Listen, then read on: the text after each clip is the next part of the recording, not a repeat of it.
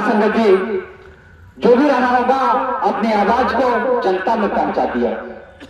जनता में पहुंचा दिया तो क्या था कि साथ संगत जी ये आवाज एक गरीब परिवार के घर तक पहुंचती है।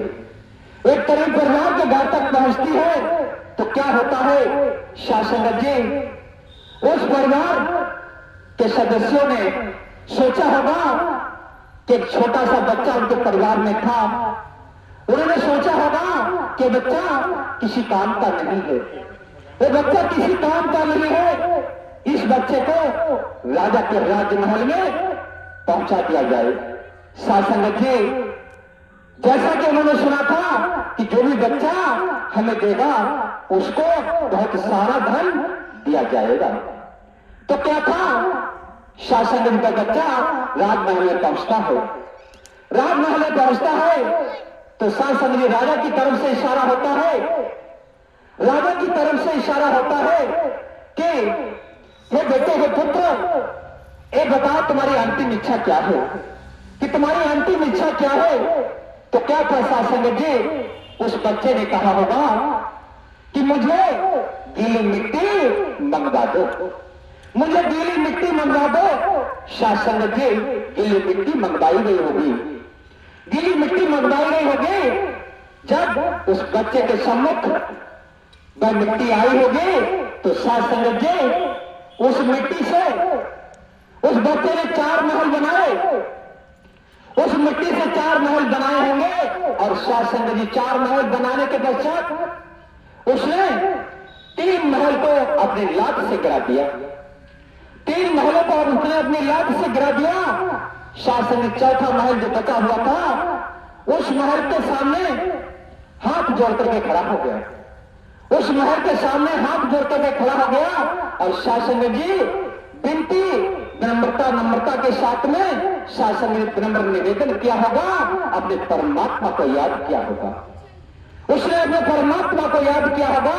जब शासक जी राजा ने इस तथ्य को देखा होगा, राजा घबरा गया होगा, राजा घबरा गया होगा।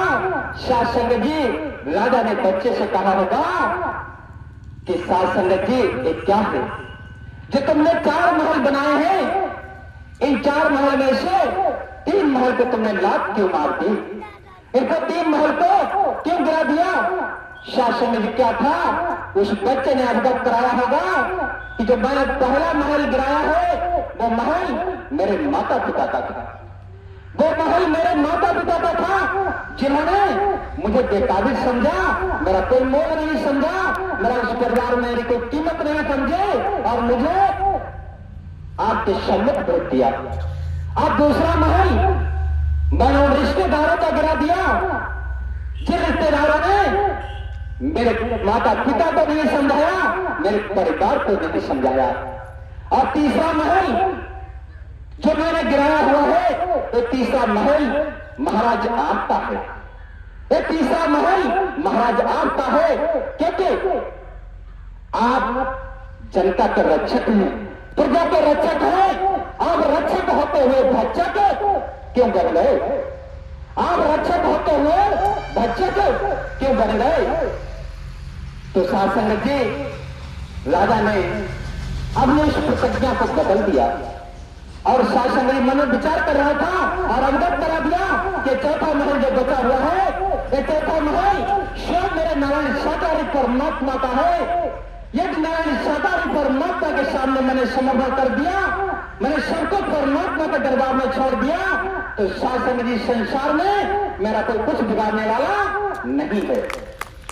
शासक जी राजा को समझ आ गया कि मैं अपनी प्रजा के लिए सारे दुखों को दूर करता हूं। आज मैं प्रजा को दुख देने जा रहा था, राजा ने अपने निर्णय बदल दिया और बच्चे को अपने राजमहल का उत्तराधिकारी बना दिया। तो शासक जी अब मौका है, समय है, वक्त है जो हम आपको मिलता है। इस मौके समय के साथ में संसार के सामने झुकने की जरूरत नहीं है। इन परमात्मा के सामने झुको तो शासक जी इस जीवन से उद्धार हो जाओगे, इस भवसागर से पार हो जाओगे, ना होने का सवाल नहीं उठता है।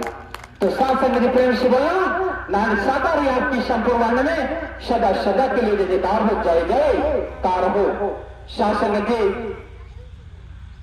आज के मानव मंगल मिलन सद्भावना समारोह के आयोजन का समय पूर्ण हो चुका है और साथ संगत जी, यहाँ की आगामी संगत 4 जनवरी सन 2026 माह का प्रथम रविवार, यहाँ की आगामी संगत 4 जनवरी सन 2026 माह का प्रथम रविवार जो इसी स्थान पर हर माह साथ संगत मानव मंगल मिलन सद्भावना समारोह का आयोजन होगा और साथ संगत जी हर माह का प्रथम रविवार इसी स्थान पर हुआ करेगा। तो साथ संगत प्रेम से बोला नान साकार आपकी संपूर्ण मांग में सदा सदा के लिए जयकार हो, जय जयकार हो। साकार जगत जननी ममता में मातसी माँ आपकी संपूर्ण मांग में सदा सदा के लिए जयकार हो, जय जयकार हो। साथ संगत जी, आज के मानव मंगल मिलन सद्भावना